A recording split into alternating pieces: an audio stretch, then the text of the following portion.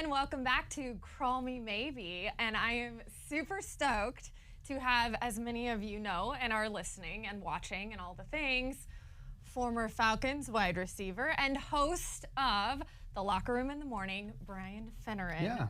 Thank Good you. to be here. You have to pick up the phone and answer me. Hello? So see, you're jumping Yes. ahead. And that's All why right. I asked if you'd seen Home Team or anybody else's, because I've had Chernoff on here as Okay. well. It's been I'll have fun to check go those through. out. The point And of this... former and teammate now. You got to mention that. So we're teammate.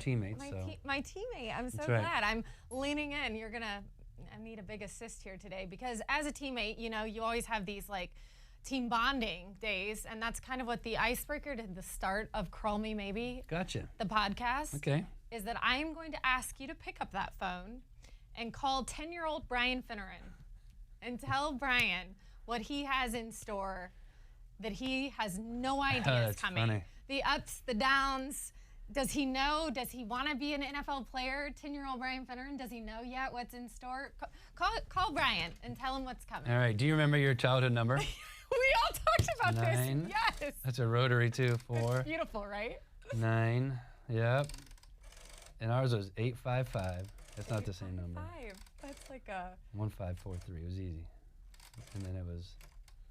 And then I looked at the letters and I made it says 855 number 1 kid. You can spell out kid with one K-I-D. kid. Yeah.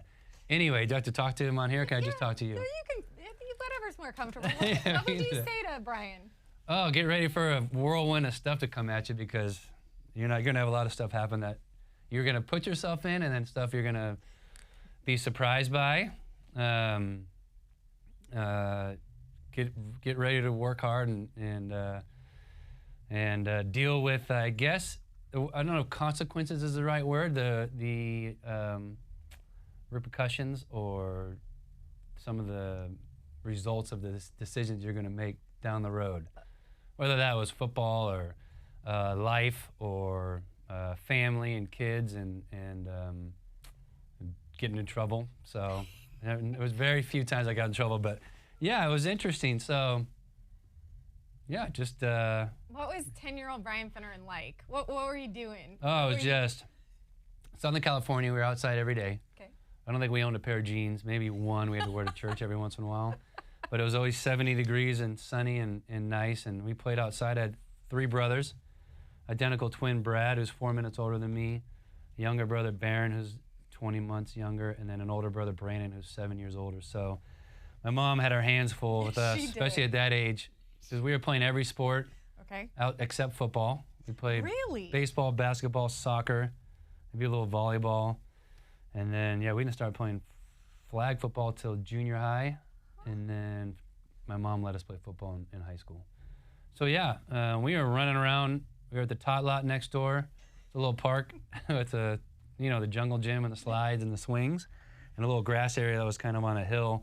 And that's where we really kind of grew up playing tackle football as 10-year-olds, taking ourselves to the ground and being physical and competitive. At a basketball hoop in the front by the driveway my dad put in, and we played basketball every day against each other, and we just competed. So it was 4 boys growing up in a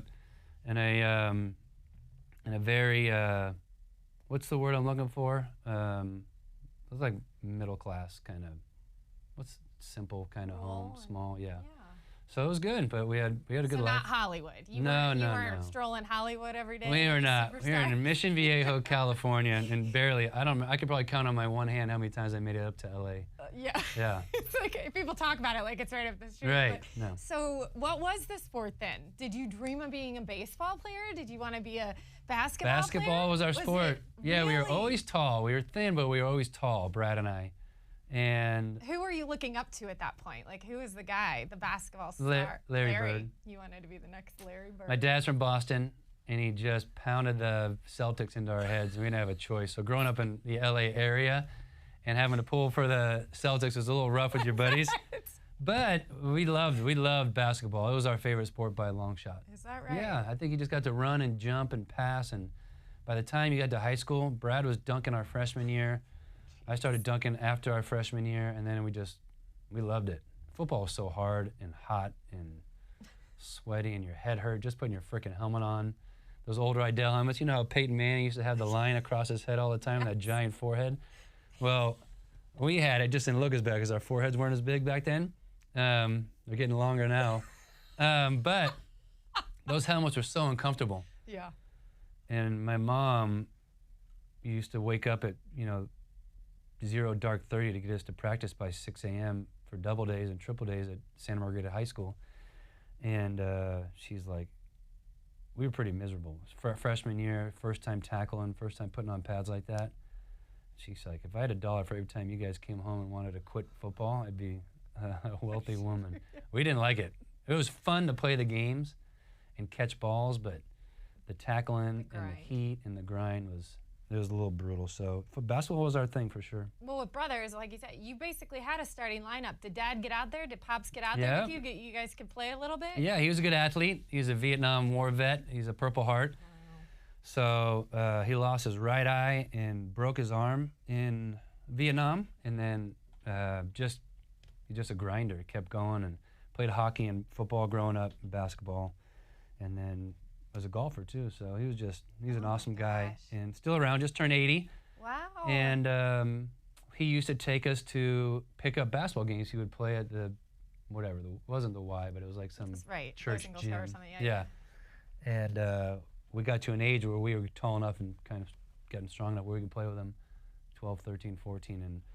And so he got out there and ran with us a little bit. So when your dad was 40, I always thought he was so fast and so strong and this and that, and then it goes away pretty quick. You guys still close? Oh, yeah. Yeah. I'll call him today because I haven't called him in a minute. Tell him you're doing, you have stories to tell. He goes check it out. So it seems like between your mom and your dad and your brothers, I mean, you had a lot of tremendous just influence from your family, but who would you say was the one that, I don't know, you bounced most things off of, or that you hit a challenge and you wanted to, help guidance? Who was it? We weren't like we all loved each other, but we weren't a lovey-dovey type of family with 4 boys. Okay.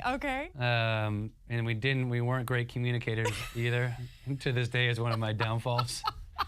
With wifey and I feel like you've heard this from people before to be saying it. Yeah, so having Brad, my identical twin, there with me all the time, really gave you an opportunity to have a friend to bounce stuff off at every moment. I mean, we had the same twin beds until I left for college, and we shared the same room since I grew up. So I literally have never had my own room to myself. I was just gonna say, so how that had to be kind of hard leaving for school and for the first time not having him right there. So guess what? Oh no. Brad went with me to Villanova. And you roomed together? Our freshman year, we roomed together. Front door. So we had these shitty bunk beds. The first time you ever didn't have him was like your sophomore year of Sophomore college?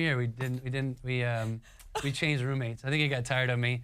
So he roomed with our buddy Mark, and I got one of the other receivers, Ronnie Withelder. I think that's how it worked. And then I got married my sophomore year, and then my new roommate was Erin when she moved out going into my junior year. So wow. I didn't like being alone, I guess. Yeah, I guess that's no. So Villanova, the choice behind that. Take me back to you're 18, you're deciding, I mean, gosh, you're West Coast, you've known nothing but California, but you decide you're going to trek it across the country, because why? What else was on the plate? What were you thinking? There wasn't a lot of thinking going on. We did a day trip to UCLA. Okay. Which was, they just brought us there and said there's a preferred walk-on or something. And we weren't in a position. We were probably going to go to a Saddleback Junior College or something and maybe try to do something there if we didn't get a scholarship. I had some lukewarm looks from Oregon and Oregon State. Okay. They weren't really looking at Brad for that. We had some basketball. So you knew you wanted to go together. Yeah, we really wanted a package deal. Package deal. I love it.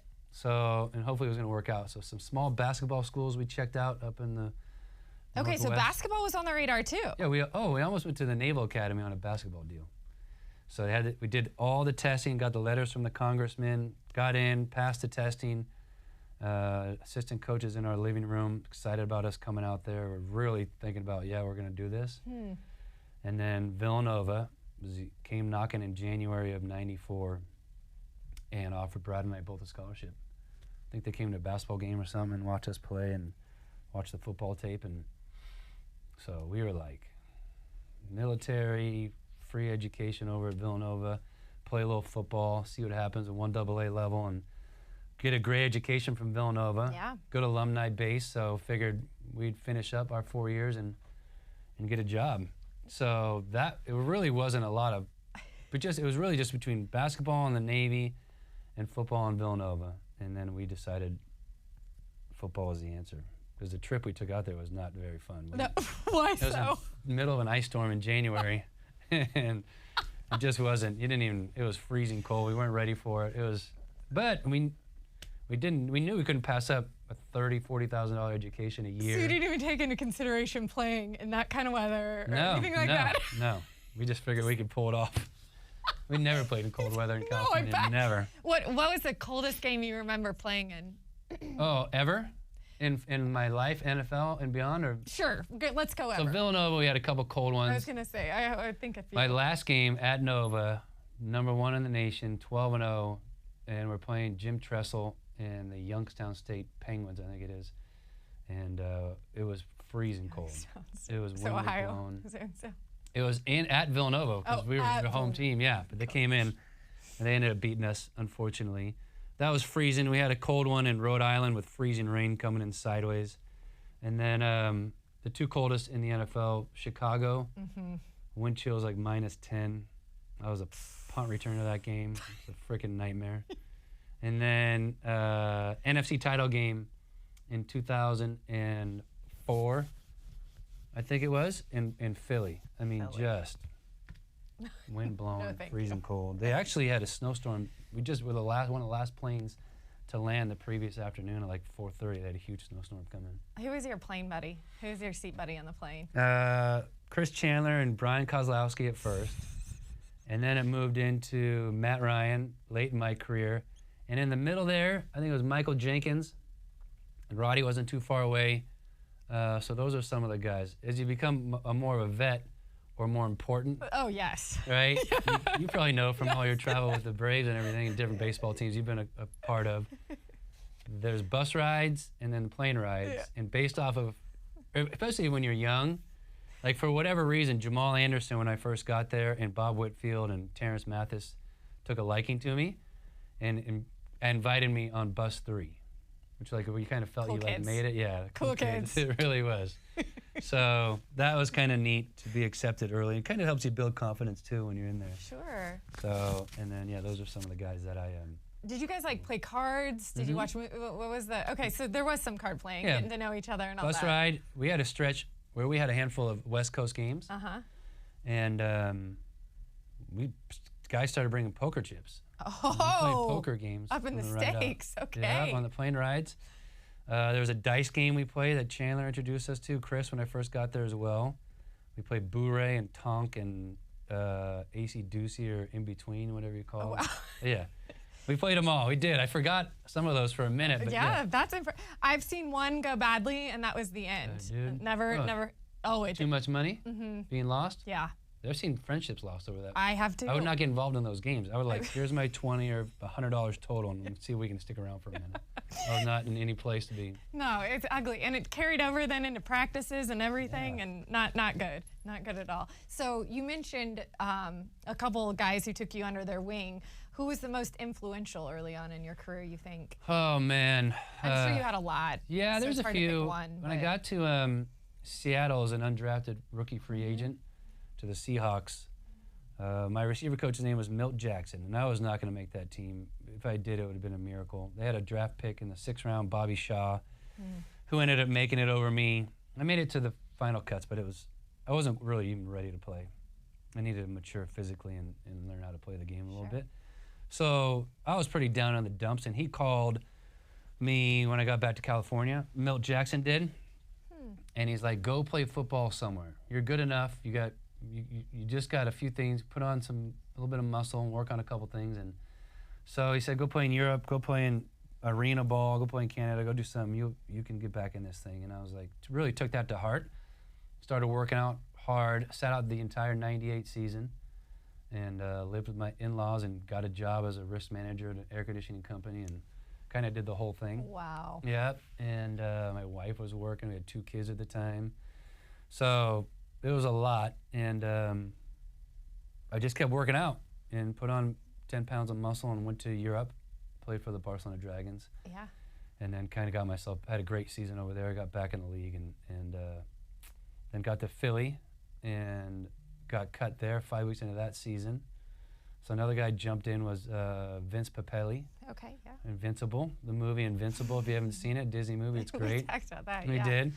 And he was a guy that kind of helped us out too, because he gave me a job. He threw footballs to me when I could get loose and make it happen. And then got here to Atlanta like 8 or 9 weeks later, and Dan Reeves was a guy that kind of took me under his wing. Joe DeCamillis was our special teams coordinator that took me under his wing too, and then everybody else that's just a part of the grind and the daily. So I think about you talking about kids and being married and like the perspective you had to have. Was there ever a plan B? Like what was going to happen if it wasn't football? Oh yeah, plan A was go get a job and lean on, graduate from college, right? So graduate business management degree. Business management, okay. And a minor in education in case I wanted to coach or teach or something. Uh-huh. And that was then lean heavy on the Villanova alumni base. Okay. And find a job and just grind through work life and do that. So that was the initial plan. And then football was really, I guess, plan B. I didn't have any ideas of playing in the NFL until after my junior year. I had a really good season and people started calling and checking in on me. And then I had an even better senior year. That's when I won the Walter Payton Award that we talked about on our show today.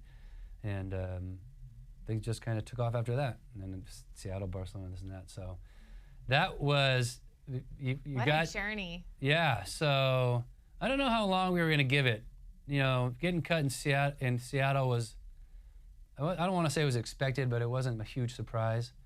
The Eagles thing was really hurt because once they cut you when you're young, you don't get any more paychecks. Yeah. No more money coming in. Family was huge for us there. My in-laws were fantastic. My parents as well. My wife worked like 3 jobs, so she was grinding through it too. So it was a joint effort by everybody.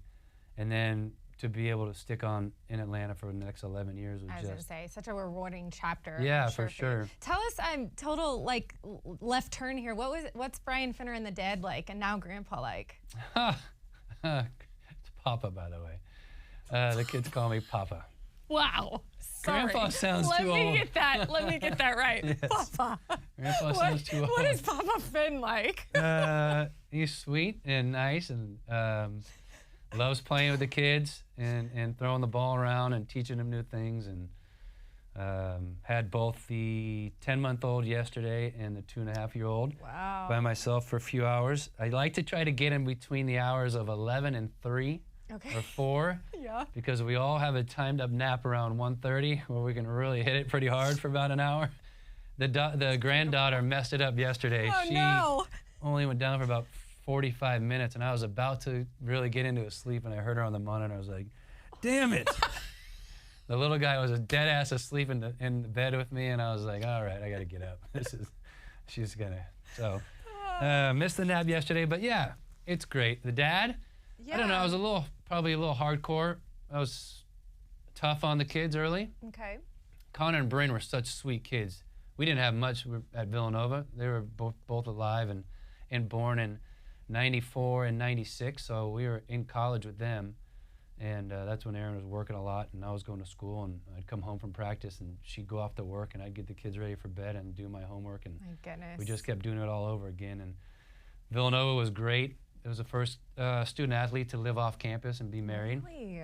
So they were very accommodating with that. I had friends and teammates that would give me rides home. I had managers on the football field when Erin needed to drop the kids off. Like kind of the ball girls or equipment managers would watch the kids for like the last hour of practice while I finished up, and then I'd take them to training table. I don't even know if this was allowed, but I did it. Some kind of recruiting violation or something. So it was crazy. There's a lot of people helped. A lot of people. Those are some of my favorite stories, though. Do you have teammates that your sons are like this with because they were involved at that time that is so precious, right? Yeah, for sure. Like big George Freiberger, who was our left tackle at Villanova, ended up graduating from Villanova with his master's in education, moved down here, became a teacher, and we just stayed in touch the whole entire time. He married my daughter. So little stories like that are pretty cool. Yeah. So now really part of the family. Yeah, exactly. Legit family. So it's really neat. It's really neat. All the people that you see and affect your life and are a big part of it after, whether it's through football or school or whatever. Okay, if it's not prepping for the show and it's not looking after or being papa or any of that, what is Brian Finneran spending his time doing? Is there a hobby outside of golf that we don't know about? What do you like to do? God, it's a good question. I don't have a lot. I'm not that exciting of a person outside of... This is all exciting to people. Yeah, right? You have no idea. Aaron and I played pickleball together quite a bit, my wife. How's that going? It's good. We just got signed Do you up. actually let her play? That's a good question. So we've done it for a year. We played on the same team. We have had some moments. Taking over the whole court. Your wingspan, it's right, it's hard. And he tried, and the communication thing we talked about earlier. Oh yeah. Needs to come into play for pickleball. I've hit her in the side of the head with the pickleball on my serve because I'm still getting better. Oh yeah. I'm glad it's a pickleball. I know. I hope underhand. Oh, tennis ball too. Oh geez. Yeah. Then so we played doubles tennis, and we're on the same kind of pickleball squad where there's like 8 couples. Yeah. And it's like you have to play 2 men, 2 women, and then mix or something. Yep. So we've done that the last year or 2, so that's been fun. Love taking the dog for a walk around the corner just to get out and do that. I'm pretty good at cleaning up the house at this point. I'm very domesticated. Domesticated. I can do some laundry and some clothes and some vacuuming.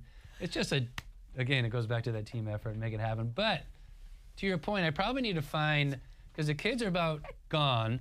One's off to the Marines. He's 5 weeks into boot camp. Cullen, yep. Proud of him. Keenan is almost done with school. He's 23, so he's the last one at home. Connor's getting married in May, and Bryn's off and married with 3 kids. So I'm gonna have to find some stuff. You are. So I have to work on a. Okay, so for those listening, if you have a hobby for Finn, chime in. I like pickleball. I like that you've gone that direction. I think that would be good. Although with all your knee surgeries that we were just going through, I should start reading. Maybe I could read. I can see myself learning. What's your favorite book? So you've told me your favorite movie. Yes, there's a couple of favorite movies, and there's probably slapstick comedies. But favorite movie, either Shawshank or Braveheart or something like that. Book, John Gordon wrote a book. It wasn't training camp, but he came to speak to us when Mike Smith was our head coach. And I'm going to forget the name of the stupid book now. But John Gordon has written a million books, kind of self-help, feel-good. Okay, so. It's called The Energy Bus. Oh, nicely And it's done. really, really good. Energy Bus. So I only read it because Smitty made us read it over one training camp period or off season. And it was really kind of neat to see how people take their own lives in situations and either you can look at the positive and try to find a solution to what's happening, or you can whine and bitch and moan and be curmudgeon and do that. So, but it related to football and life and everything else. So John Gordon does a nice job, and it's very easy read for us dumb football players. The Energy Bus. Yes, there you go. Check it out. Okay, if you and Aaron have a Friday night free of the kids and all this, we're in the area of hometown. I won't say it. That's I was right. gonna say Atlanta. But what's the restaurant you guys are gonna go frequent? What's your Yeah, we had a couple by us. Frankie's is a good spot. It's a little steakhouse right by Gas South Arena. Any piece of meat there is spectacular. Yeah, you can't go wrong Duly with steaks. noted. And then Cuts is another one around the corner. But that place is kind of neat. My son worked as a bartender there for a couple years, so that was a nice little deal. And then they have a lounge. When you're done eating, have a nice dinner with your wife or girlfriend, there's a lounge you walk to up top that's it's not blocked off. They have live music every single night. Couple nice little seating areas with like love seats and little kind of comfy seats like this, and your own bar. Are you comfortable? Because I've seen you moving around through this whole 30 minutes right now. It's the knees. It's a short, tiny seat. I feel like I got too much leg showing on this camera, so there's a lot going on here. Yes. Okay, I like to end this, Finn, with rapid fire stuff, so this will be fun. Guilty pleasure, TV show, or music? I got to pick one? Well, just I'll give you an example of all of them. Yeah, either one. Your guilty pleasure when it comes to maybe TV. I mean, we know what like John Michaels would be and stuff, but I know. Where are you going if you have a Seinfeld, The Office. I like that. I just came across and I've kind of binged a little bit of the show Tires with Shane Gillis. We were talking about that. Yes. Pretty funny. I remember who brought it up. Funny. It's got some pretty crude moments, but it's hilarious. Does Erin watch that one with you? She started it and wasn't really feeling it. I'm out. I gotta get her back into it. So she'll see if she can do it. If you could only eat one meal the rest of your life, what would it be?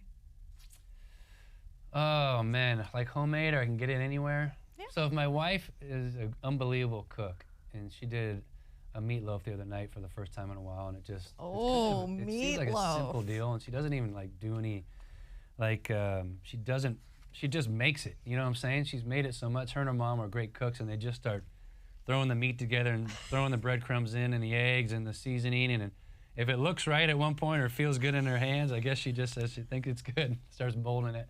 And then, so her meatloaf is special. Meatloaf, got it. Okay. Mom! The meatloaf! That's got to be one of my movies, for sure. Who would play you in a movie about your life? Let's see. So, for whatever reason, Tom Hanks comes to mind, like a younger Tom Hanks. Maybe Well, sure, from Big, yeah. right? I mean, of course. If he could run and throw and catch a little bit, he might be a fun one to throw in there. I'm a big Tom Hanks fan too.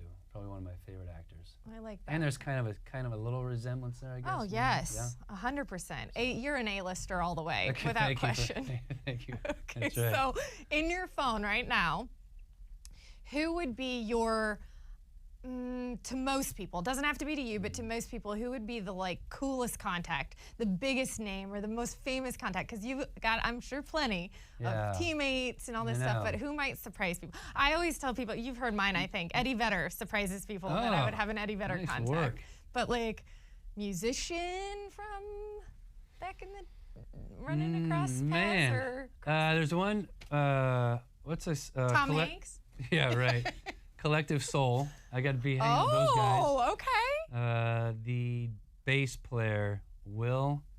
I got him. We play in fantasy football league together, which is kind of neat. So I got that. That's pretty cool. I saw them live at like the Atlanta, what was it called? Atlanta Orchestra. They played with them one time. It was really neat. Oh, wow. So that was cool. I can't remember the lead singer's name, but we were doing shots of Crown Royal together at Ritz Reynolds Plantation up there at the Ritz. So that was fun. Matt Ryan and Chipper Jones are always fun to bounce stuff off, and I love when they listen to the show, especially Chipper, because he's local and he just probably taking his kids to school or something and turns it on. He's just... That's a good one. I should finish with that one then. What would your alias be?